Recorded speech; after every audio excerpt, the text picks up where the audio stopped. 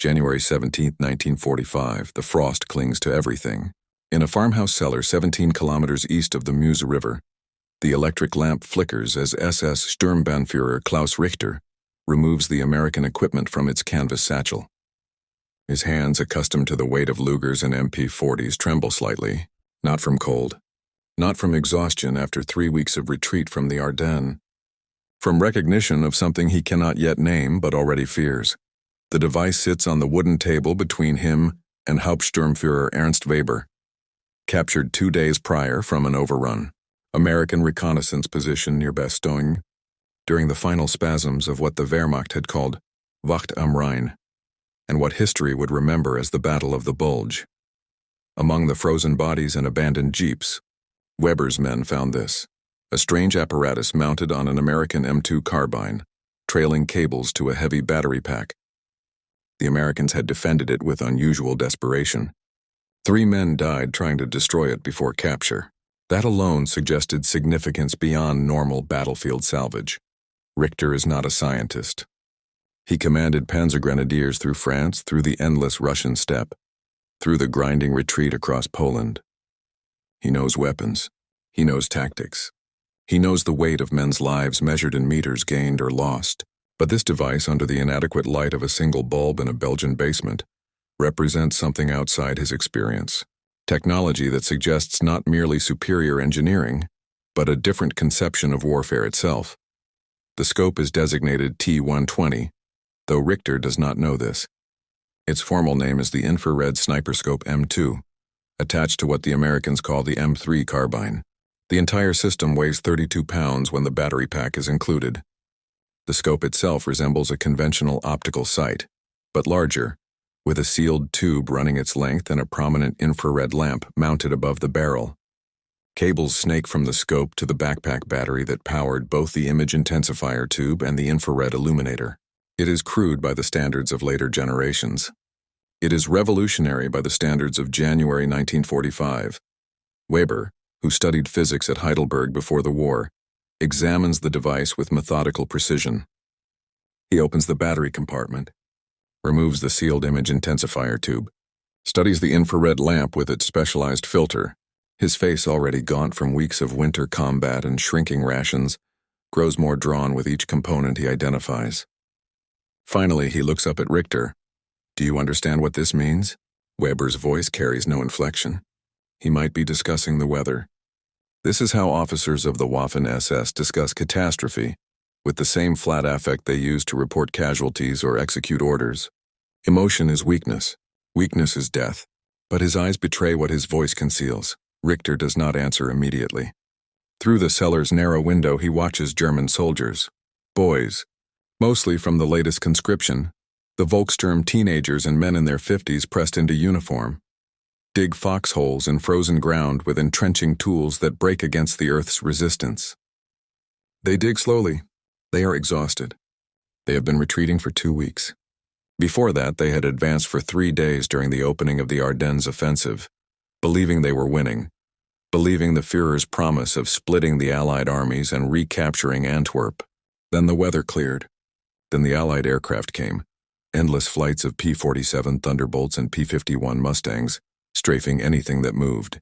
Then the American artillery found them, firing shells that exploded overhead with impossible precision, making foxholes and trenches useless. "Show me how it functions," Richter says. Weber connects the battery pack. The unit requires several minutes to warm up, a design flaw that would be corrected in later versions but remains problematic in this early model. While they wait, Weber explains the principle. The infrared lamp projects invisible light, invisible to human eyes. The reflected infrared radiation returns to the scope, where a specialized tube converts it into visible light. The operator sees a greenish image in the eyepiece, ranges up to 70 yards in optimal conditions, perhaps 125 yards with the improved M3 sight the Americans were reportedly developing. The technical specifications mean little to Richter until Weber activates the device. The scope hums faintly as electricity flows through the image intensifier tube. Weber points it toward the cellar's far corner, where darkness pools beyond the reach of the lamp. Through the eyepiece, that darkness transforms. Objects invisible to the naked eye resolve into clear forms, Stacked boxes, a broken chair, the stone foundation's texture. The image glows green and phosphorescent, like watching the world through contaminated water. But it is clear. It is unmistakable. It transforms night into day. Richter looks through the eyepiece for perhaps 30 seconds. When he straightens, his expression has not changed, but Weber, who has known him since the invasion of France in 1940, recognizes the subtle tightening around his eyes. It is the look Richter wore at Kursk, watching Russian T-34s emerge from positions German intelligence had sworn were empty, the look of a professional soldier confronting the mathematics of his own obsolescence. How many of these do the Americans have? Richter asks, unknown. The equipment appears recently issued, specialized for reconnaissance and defensive positions. But if they are producing this in quantity, Weber does not finish the sentence. He does not need to. Both men understand industrial production. Both men have watched Germany's factories bombed into rubble, while American production grew exponentially. The numbers are known to anyone who bothers to look at them without the distortion of ideology. In 1944, the United States produced 96,000 aircraft. Germany produced 39,000. The Americans built 17,000 tanks. Germany built 9,000. These figures do not include American production of trucks, radios, artillery, ammunition, all the unglamorous material that makes modern warfare possible. The asymmetry is not close. It is a chasm. We have our own night vision equipment, Richter says. It is not quite a question, Weber nods. The Vampire. The ZG-12-29, mounted on the Sturmgewehr 44. Approximately 310 units delivered to Wehrmacht forces before I was transferred to this division. I have never seen one in combat. They are too delicate, too heavy. The battery pack weighs 30 pounds. The system is effective only in static defensive positions, and the range is less than what this American device achieves. Richter knows about the Vampire, though he has never encountered one in the field. Germany's night vision program began in the 1930s, earlier than the American effort. The FG-1250 system mounted on Panther tanks represented sophisticated engineering. A 30-centimeter infrared searchlight, paired with an image converter, capable of detecting targets at 600 meters when supported by the larger Uhu searchlight. On paper, German night vision technology matched or exceeded American capabilities. On paper. But paper and reality diverge in war. The FG-1250 equipped perhaps 50 Panther tanks. The Vampire armed perhaps 300 soldiers. These numbers, measured against an army of millions, represent laboratory curiosities rather than battlefield advantages. And the systems themselves reflected Germany's fundamental problem: exquisite engineering applied to insufficient scale. Each Vampire was hand-assembled by skilled technicians. Each image converter tube required specialized manufacturing. Each infrared lamp demanded precision optics. Germany could make masterpieces. Germany could not make thousands of masterpieces. The American device on Richter's table is different. It is not elegant. The casing shows signs of rapid manufacturing, welded seams rather than machined joints, standardized components rather than custom fabrication. But it works. And more critically, it exists in numbers sufficient for frontline deployment. The Americans would not equip reconnaissance units with experimental prototypes. They equipped reconnaissance units with production models backed by supply chains, training programs, maintenance protocols. This device represented not merely a technological achievement but an industrial system. The Japanese encountered these in the Pacific, Weber says quietly. I read an intelligence report. Okinawa, April 1945. The Americans deployed approximately 150 of these devices. Japanese night infiltration tactics perfected over decades became impossible. Japanese casualties from rifle fire increased by 30% in the first week. Not from more soldiers. From soldiers who could see in complete darkness. Richter processes this information. Japanese night fighting represented their greatest tactical advantage throughout the Pacific War. Their soldiers moved through darkness with legendary skill, infiltrating American positions, cutting communication lines, inflicting psychological terror as much as physical casualties. The Americans had feared Japanese night attacks since Guadalcanal, and then in April 1945 that fear reversed. The hunters became the hunted. Not through superior training or better tactics, but through technology that eliminated darkness itself. We developed our own countermeasures, Weber continues. He speaks mechanically now, reciting facts because emotion would make them unbearable. Infrared detection systems, the Seehund device for the Kriegsmarine, the Wärmepeilerate Passive Detector. But these were experimental. Limited production, and they require knowing that the enemy possesses infrared capability in order to deploy countermeasures. Most of our forces have no idea such technology exists. Through the window, Richter watches the teenage soldiers continue their futile excavation of frozen earth. They dig because they were ordered to dig. They will die because they were ordered to fight. They believe, most of them still believe, that German superiority will prevail. Superior training, superior discipline, superior ideology. These boys have been told their entire lives that Germans are inherently superior to the mongrel Americans, with their jazz music and their democracy, and their lack of proper military tradition. Richter stopped believing this sometime around Stalingrad. Weber, he suspects, never believed it at all. There is more, Weber says. He has been examining the battery pack during this conversation. Now he opens it completely, exposing the power cells inside. Look at the manufacturing quality. These are sealed lead-acid batteries, mass-produced, standardized. I would estimate thousands of these battery packs exist, perhaps tens of thousands. The Americans have industrialized night vision, not as a special weapon for elite units, as standard equipment for ordinary soldiers. Richter picks up the battery pack. It is heavy but well-balanced, designed for prolonged carrying. The casing is stamped steel, not cast aluminum, cheaper to produce, easier to repair. The connectors are standardized. The entire assembly could be disassembled and reassembled by a mechanic with basic training. This is not a precision instrument requiring PhD physicists to maintain. This is a tool designed for mass armies. The comparison to German equipment is obvious and painful. The Vampire required specialized training to operate. Its image converter tubes were fragile, prone to failure in field conditions. Maintenance demanded expert technicians. Supply chains for replacement parts barely existed.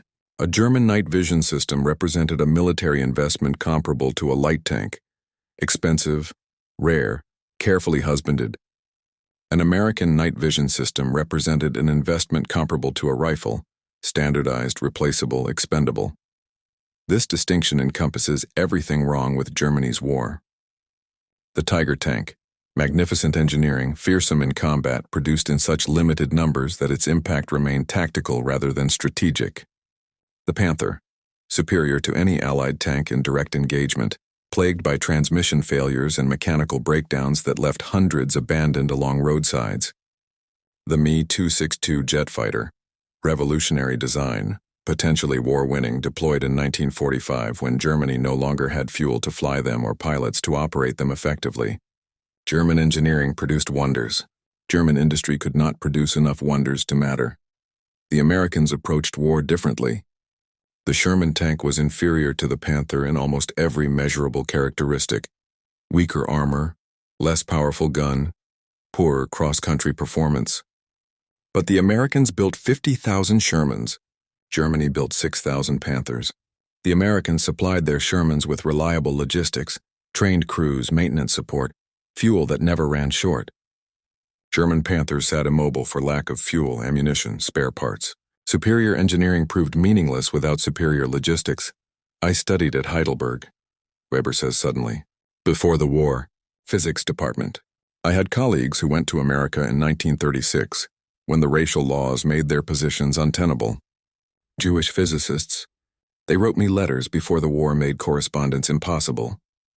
They described American research laboratories, the resources, the funding, the freedom to pursue ideas without ideological constraints. He pauses, touching the American device almost reverently. We expelled our best minds. They built this. Richter knows the story, or versions of it. Germany's nuclear program, handicapped by the loss of Jewish scientists. Germany's radar program, perpetually behind British and American developments. Germany's code-breaking efforts, unable to match the industrial-scale intelligence operations at Bletchley Park. The Third Reich demanded ideological purity. It received strategic impotence, but even this does not fully capture the disparity. It is not merely that Germany lacked certain technologies. Germany lacked the industrial ecosystem that made technology militarily relevant. American factories produced vacuum tubes by the tens of millions, the electronic components necessary for radios, radar, proximity fuses, and yes, night vision devices. German factories produced vacuum tubes by the hundreds of thousands, each one carefully made, each one expensive, each one irreplaceable. American factories employed teenage girls performing repetitive tasks on assembly lines, turning out standardized components with remarkable precision. German factories employed skilled craftsmen, hand-assembling custom parts. American production scaled. German production optimized. The Americans called it mass production. Germany called it crude. Both terms were accurate. But war does not reward elegance. War rewards availability. Richter thinks about the Ardennes offensive now collapsed into disaster. The plan had been audacious. Break through weak American positions, capture bridges across the Meuse River, drive to Antwerp, split the Allied armies, force a negotiated peace. Hitler himself designed the operation. The generals, von Rundstedt, Model, even Dietrich, expressed skepticism but obeyed. For 3 days it worked. German forces advanced, captured American supplies, inflicted significant casualties. Then the weather cleared. American aircraft appeared in such numbers that they darkened the sky. P-47 Thunderbolts equipped with rockets destroyed German tank columns. B-26 Marauders bombed supply dumps. C-47 transport planes dropped supplies to encircled American units at Bastogne, while German forces, cut off from their own supplies, went hungry. The Americans did not win the Battle of the Bulge through tactical brilliance. They won through overwhelming material superiority applied without respite. And now this. Night vision. Another technological edge. Another asymmetry. The Americans would see in darkness while German soldiers remained blind. German infiltration tactics would fail. German night attacks would become mass casualties. The advantage of darkness, which had belonged to well-trained infantry since the beginning of warfare, would transfer to whoever possessed better electronics. We should report this, Richter says. Weber laughs. It is not a pleasant sound. Report what? That the Americans have yet another technological advantage we cannot counter?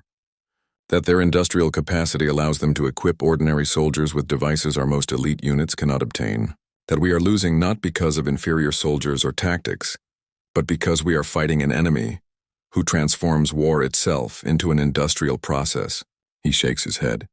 I have written such reports. We all have. They are read by officers who do not want to believe them, forwarded to high command staff who cannot acknowledge them, and filed by bureaucrats who understand perfectly but dare not speak truth to the Führer. This is the conversation German officers have been having privately for 2 years. Since Stalingrad, since Kursk, since the Allied invasion of France, the mathematics have been clear. Germany is losing. Germany will lose. The only question is when, and how many will die before the end comes. But the Wehrmacht fights on, not from belief in victory, but from inability to imagine surrender. From fear of what comes after defeat, from the inertia of military organizations that continue executing orders, even when the orders no longer serve any rational purpose. The Americans did not need this device to win, Richter says quietly. He is thinking aloud more than speaking to Weber. They were already winning. This is not a desperate gamble like our Ardennes offensive. This is the luxury of overwhelming advantage seeking further refinement. They develop night vision because they can, because their industrial capacity allows them to pursue every technological edge simultaneously. They do not choose between tanks or aircraft or night vision. They produce all of them. Weber nods. Exactly. We made choices. Prioritize the Tiger or the Panther, the Me-262 or the V-2, the FG-1250 for tanks or the Vampire for infantry. We had insufficient resources, so we chose. The Americans do not choose. They produce everything. And their production quality, despite being crude by our standards, exceeds our capacity. This battery pack, he taps the American power supply, was probably made by factory workers with minimal training on an assembly line that produces thousands per day. Our best engineers could not design a comparable mass production process. Outside, the sun is setting. The teenage soldiers have abandoned their excavations, too exhausted to continue. They huddle around small fires, burning fence posts for warmth because firewood has become too precious. They will eat whatever rations remain, which will not be enough, and then they will sleep in their inadequate foxholes, and tomorrow they will retreat another 5 kilometers, and the day after another 5, until eventually they reach the Rhine. And then they will defend Germany itself against enemies who can see in the darkness while they remain blind. Richter examines the American device one final time. He thinks about the soldiers who carried this equipment. Probably young, probably inadequately trained by German standards, probably unaware of how revolutionary their weapon was. They saw it as just another piece of kit, heavy and awkward, useful for night patrols but not fundamentally different from a rifle or a radio. They did not appreciate that they carried a symbol of American industrial dominance, evidence of a military economic system that Germany could never match. There is a story I heard, Weber says, from an officer who survived Tunisia, 1943. His unit captured an American radio from a destroyed Sherman tank. He and his technical staff examined it. The radio was crystal-controlled, multiple frequency channels, automatic tuning, weather-sealed construction. It was designed to be operated by tank crews with minimal training. Any damaged component could be replaced in minutes by swapping standardized modules. He pauses. The examining officer wrote in his report that Germany had already lost the war. Not because of that specific radio, but because it represented an industrial philosophy Germany could not replicate. The Americans had industrialized not just production but maintenance, repair, logistics, everything. They created a military system that functioned like a machine, where individual components were replaceable and the whole exceeded the sum of parts. Richter remembers reading that report, or one like it. He remembers dismissing it at the time as defeatism. Now he wonders whether it was simply realism. The cellar grows darker as sunset fades. Weber disassembles the American night vision device, carefully arranging its components on the table. Richter knows Weber is memorizing every detail, compiling mental notes for a report that may never be written, analyzing technology that Germany can no longer counter. It is the behavior of a trained scientist confronting a problem he cannot solve. If we had developed this 5 years ago, Weber says softly, before the war began, when we still had access to international research, when our best scientists had not fled or been expelled, but we did not. We built an empire on ideology rather than technology. We expelled genius and kept loyalty. And now the expelled genius has armed our enemies with devices that render our soldiers obsolete. Richter does not answer. There is no answer to give. The night vision device sits disassembled between them, each component a testament to American industrial sophistication. The image intensifier tube, mass-produced with acceptable failure rates that Germany could not tolerate. The infrared lamp, standardized across thousands of units rather than custom manufactured. The battery pack, designed for field replacement rather than laboratory maintenance. Every element optimized not for theoretical perfection, but for practical deployment. This is what the Americans understood, and Germany did not. War at industrial scale requires technology designed for mass use, not elite employment. The best weapon is not the one with the highest performance, but the one that can be produced in sufficient quantity, maintained under field conditions, operated by adequately trained soldiers, and supplied with reliable logistics. The Americans built an army around this principle. Germany built an army around the myth of Teutonic superiority, and discovered too late that superiority requires more than confidence. The door opens. A young Rottenführer enters, salutes mechanically. Herr Sturmbannführer, orders from division. We withdraw at 2300 hours. Destination Sankt Vith. He delivers this information without expression. Withdrawal has become routine. Richter acknowledges the order. The Rottenführer leaves. Weber begins repacking the American device, wrapping each component carefully despite knowing it will likely never reach a laboratory for proper analysis. German technical intelligence exists in theory, but in practice everything is collapsing too rapidly for systematic study. This device will be loaded onto a truck that may or may not have fuel, transported toward a headquarters that may or may not still exist, examined by scientists who may or may not be alive when it arrives. The Americans call it the sniper scope, Weber says abruptly. I found documentation in the battery pack. T-120 infrared sniper scope, issued with the M3 carbine, first used in combat at Okinawa, April 1945. 30% of Japanese casualties from rifle fire in the first week came from these devices. The Japanese abandoned night operations completely after encountering them. 40 years of perfected night combat doctrine obsolete in 7 days. 40 years and 7 days. Richter contemplates this ratio. How long had German military tradition lasted? Centuries. From Frederick the Great through the Franco-Prussian War, through the First World War, through the opening years of this war, German military excellence was legendary, documented, proven on battlefields across Europe. And now in 1945, that excellence was becoming irrelevant. Not because German soldiers fought poorly. They fought magnificently with skill and courage that their enemies acknowledged. But because war itself had changed, transforming into an industrial competition where traditional military virtues mattered less than factory output. The Americans did not outfight Germany. They outproduced Germany. They buried German excellence under an avalanche of adequate technology applied in overwhelming quantity. And when adequacy proved insufficient, they developed better technology and produced that in overwhelming quantity as well. The night vision device represented not an isolated achievement but a systematic approach. Identify a military need, engineer a solution, industrialize production, deploy at scale, iterate improvements. The American military-industrial system functioned like a machine, impersonal and unstoppable. Germany never had such a system. Germany had brilliant engineers creating masterpieces for an ideology that valued perfection over pragmatism. Every German weapon was over-engineered, too expensive, produced in insufficient numbers. The Tiger tank required 300,000 man-hours to build. The Sherman required 10,000. This ninefold difference in production efficiency meant the Americans could lose 9 Shermans for every Tiger and still come out ahead. And they did repeatedly, until Germany ran out of Tigers and the Americans still had Shermans. The same calculus applied to everything. Germany produced 40,000 artillery pieces during the war. The United States produced 250,000. Germany built 60,000 trucks. America built 2,400,000. Germany manufactured perhaps 1 million precision radio crystals through the entire war. America produced 30 million annually. The gaps were not marginal. They were civilizational. And now night vision.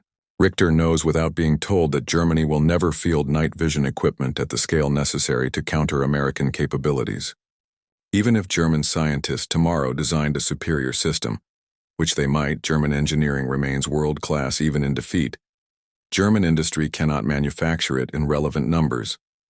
The factories are bombed, the skilled workers are dead or fighting at the front, the raw materials are controlled by enemies, the electrical grid is unreliable, the supply chains are severed. Germany in January 1945 is an industrial corpse whose nerves occasionally fire, creating the illusion of life while inevitable decay proceeds.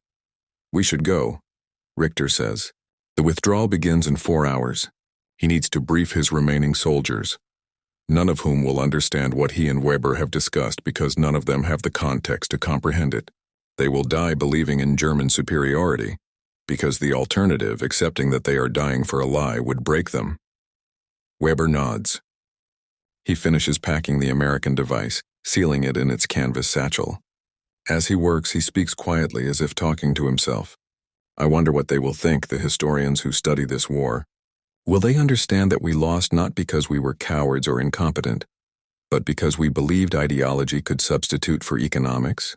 We thought will and discipline could overcome industrial capacity. We were wrong. Catastrophically wrong, and 6 million soldiers will die proving that error. Richter does not correct Weber's estimate. If anything, 6 million is conservative. Add civilian casualties and the number doubles, triples. But these are abstractions, statistics that numb rather than illuminate. The truth of war exists in specifics. The teenage soldier freezing in an inadequate foxhole, the tank crew burning alive after a direct hit, the city destroyed by strategic bombing, the family that will never reunite. Richter has seen enough specifics to fill libraries. None of them changed anything. They climbed the stairs from the cellar, emerging into winter twilight. The farmhouse itself is a ruin. Roof collapsed, walls pocked with shell fragments, windows long since broken. In the courtyard, German soldiers prepare for withdrawal with the mechanical efficiency of men who have practiced this operation too many times. They load trucks, destroy equipment too damaged to transport, tend wounds that will not heal, and avoid eye contact because seeing each other's faces makes the coming abandonment harder to bear. Richter walks among them, offering words that mean nothing but must be said anyway because ritual matters when reality becomes unbearable. They will withdraw. They will dig new foxholes. They will fight again tomorrow. And tomorrow night, perhaps, they will face American soldiers equipped with devices that transform darkness into visibility. Soldiers who can see while German soldiers remain blind. This technological asymmetry will kill Germans who might otherwise have survived. But it will not change the outcome. The outcome was determined years ago, when Germany chose ideology over industry, purity over pragmatism, myth over mathematics. Weber stores the captured American device in a supply truck that will probably be destroyed before reaching division headquarters. Richter watches this futile gesture without comment. They are scientists in their way, he and Weber, conducting experiments that will never be published, documenting phenomena that will never be analyzed, seeking understanding that comes too late to matter. The Americans have night vision. Germany remains blind. This metaphor encompasses the entire war. As darkness falls complete, Richter thinks about vision, not the optical physics of infrared detection, but the strategic vision required to wage modern war successfully.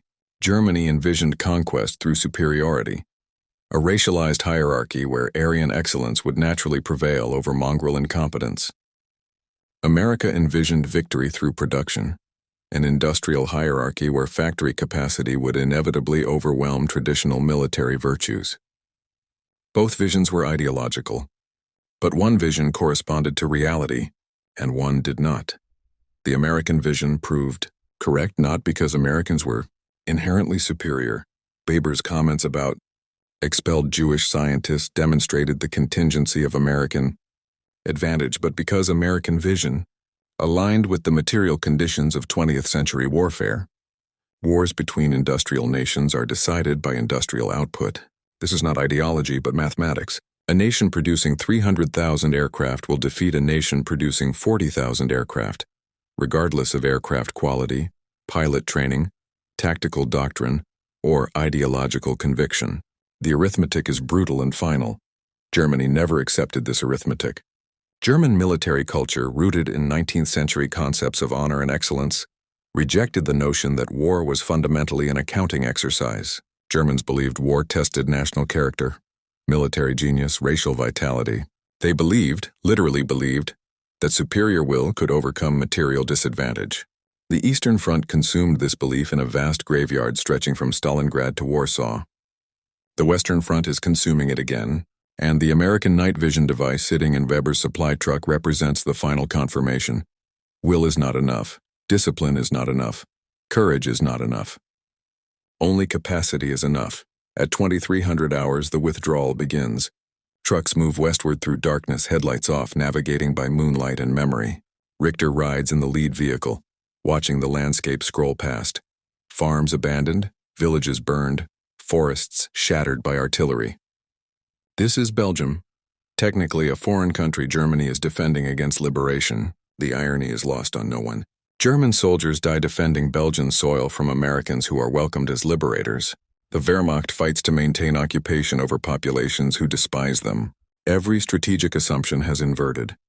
Weber rides beside Richter, silent for the first hour. Then, as they pass a destroyed Panther tank, German engineering excellence abandoned for lack of spare parts, he speaks. The night vision device is not really about seeing in darkness. It is about seeing the future. The Americans showed us what war becomes when technology advances beyond human perception. Today it is infrared light. Tomorrow it will be something else. Radar imaging, thermal detection, electromagnetic scanning.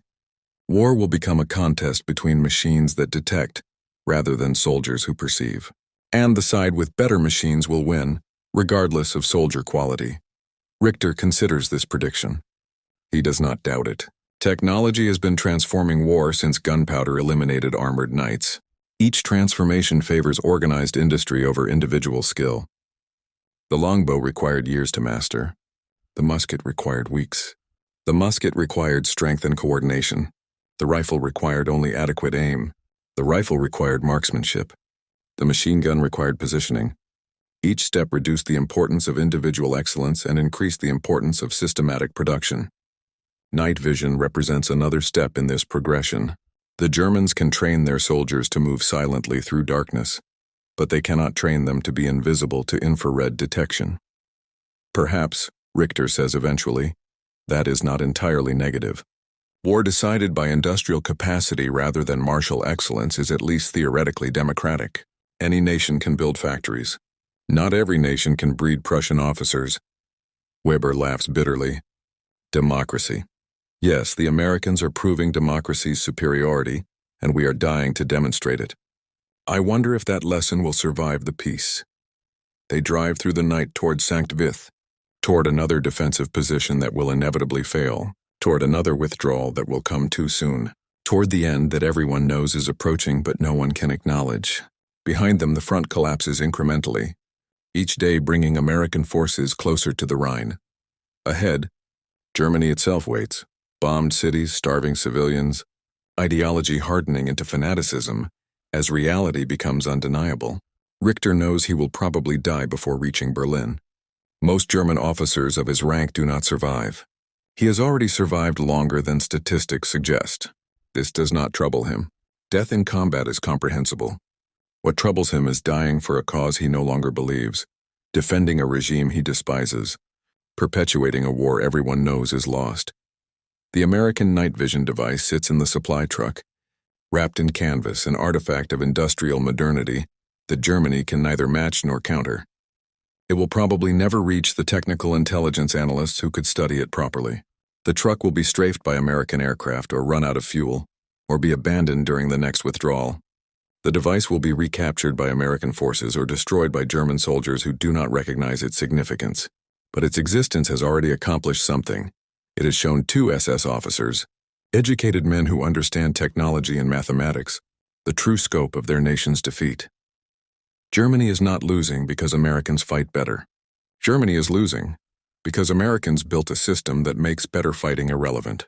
That system encompasses industrial capacity, technological innovation, logistical sophistication, and organizational efficiency at scales Germany never approached. The night vision device is merely one output of that system. There are thousands of other outputs: radar sets, proximity fuses, encrypted radios, amphibious vehicles, long-range bombers, nuclear weapons in development. Each output represents American capacity to identify military problems and engineer solutions faster than Germany can respond. This is the revelation that makes Richter's hands tremble as he examines the American device in a Belgian cellar. Not the device itself, impressive but comprehensible. The system that produced it. The vast industrial scientific complex that can simultaneously develop night vision and nuclear weapons and jet aircraft and countless other innovations while fighting on two fronts and supplying dozens of allies. That system is unstoppable. That system has already won the war. Everything happening now, the battles, the retreats, the casualties, is merely the process by which inevitable defeat becomes actual defeat. February arrives. The war continues. Richter survives Sankt Vith and retreats to Cologne. Weber dies during an American artillery barrage, proximity-fused shells that explode overhead with devastating precision, another technology Germany cannot counter. The night vision device, its fate unknown, becomes one more piece of captured equipment cataloged by American technical intelligence and eventually stored in a warehouse somewhere, a footnote in the history of American technological dominance. Richter survives until March, commanding ever-shrinking units composed of ever-younger soldiers.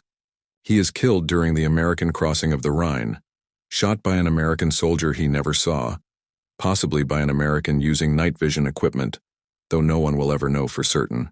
He dies believing Germany was defeated not by inferior courage or training, but by superior industry. This belief is cold comfort. The war ends in May. The scale of destruction is almost incomprehensible. Cities reduced to rubble, populations displaced, economies shattered, millions dead. Historians will spend decades analyzing how Germany, which began the war with significant advantages, lost so completely. They will cite strategic errors, ideological blindness, resource shortages, diplomatic failures. All these factors contributed. But underlying everything was a simpler truth. Germany tried to win an industrial war with pre-industrial methods. Germany believed excellence could overcome quantity. Germany was wrong. The American night vision device survives the war, one of thousands of similar units. It will be studied by military historians as an example of American technological innovation. It will be superseded by improved versions. Generation 1, Generation 2, Generation 3, each offering better performance, lighter weight, longer range. By the Korean War, American soldiers will consider night vision standard equipment. By Vietnam, it will be ubiquitous. The descendants of the T-120 scope will help American forces dominate darkness for decades. A military advantage built on the industrial capacity that defeated Germany. But in January 1945, in a Belgian farmhouse cellar, the device represents something simpler and more profound. Revelation. SS Sturmbannführer Klaus Richter, examining captured American equipment, realizes with absolute clarity that his army is blind. Not metaphorically blind, though that is also true, but literally technologically blind. German soldiers operate in darkness that American soldiers have illuminated. This asymmetry cannot be overcome through training or courage or ideology. It can only be overcome through industrial capacity that Germany no longer possesses and perhaps never possessed. The realization does not change anything. Richter will fight and die. Germany will be defeated. The war will end. But for one moment in a Belgian cellar, a German officer comprehends the nature of his nation's defeat with perfect clarity. Not because Germany lacks brave soldiers, it has millions. Not because Germany lacks skilled officers, its officer corps remains professional. Not because Germany lacks advanced technology, its scientists remain world-class. Germany loses because war at industrial scale is won by industrial capacity, and industrial capacity is won by economic systems and political structures that Germany rejected in favor of ideology. The Americans did not need night vision devices to win. They won through overwhelming production of ordinary equipment, tanks, trucks, artillery, ammunition, food, fuel. But they developed night vision anyway, because their industrial system was so vast that they could pursue every technological advantage simultaneously. This is what breaks Richter's certainty about German superiority. Not American excellence, though American technology is excellent, but American abundance. Abundance that allows experimentation, redundancy, iteration, improvement without compromising core capabilities. Abundance that Germany, even at its height, never approached. So he holds the captured American device, feeling its weight, understanding its implications, recognizing that he is holding evidence of his own obsolescence. Not his personal obsolescence. He knew months ago he would probably not survive the war, but the obsolescence of everything he was trained to value. Excellence, discipline, martial tradition. These qualities matter in wars between comparable powers. They become irrelevant in wars against overwhelming industrial capacity. The Americans have such capacity. Germany does not. The rest is mathematics. Outside, winter darkness continues. German soldiers dig inadequate foxholes and prepare for withdrawals that never end. American soldiers, some equipped with night vision devices, advance steadily through darkness that no longer conceals their enemies. The war grinds toward its inevitable conclusion, each day bringing more casualties, more destruction, more evidence that ideology cannot substitute for industry. And in warehouses across America, factories produce more night vision devices, more tanks, more aircraft, more ammunition, an avalanche of material that will bury German resistance under sheer abundance. The farmhouse cellar grows cold as the lamp flickers and dies. Richter and Weber sit in darkness, the captured American device between them, visible only as shadows. They have seen what they needed to see. They understand what understanding changes nothing. In wars between industrial powers, industry decides. Germany chose ideology over industry. The consequences will echo for generations. But in this moment, in this darkness, one truth crystallizes. The Americans did not merely see in the night. They saw the future. And Germany, blind to both, marches toward defeat with eyes wide open, seeing nothing until too late. The night vision device was never really about darkness. It was about recognition. Recognition that modern war rewards not the warrior but the engineer, not courage but capacity, not excellence but abundance. Recognition that comes too late changes nothing except perhaps the bitterness with which defeat is accepted. The withdrawal continues. The war continues. Germany continues toward its end, blinded not by darkness but by ideology that preferred myth to mathematics, purity to pragmatism, superiority to reality. The Americans, with their crude mass production and their mongrel democracy, and their technological abundance, proved that reality doesn't care about ideology. It only cares about capacity. and capacity, applied with patient thoroughness, is inexorable. This is what Richter understands. Holding the American night vision device in a Belgian cellar in January 1945. Not merely that Germany is losing, that Germany never had any possibility of winning, that the war was decided before it began, by industrial fundamentals Germany could not change. The night vision device is simply one more proof of an argument already settled by factory output, resource access, scientific capacity, and economic organization. Germany saw excellence. America saw systems. Systems won.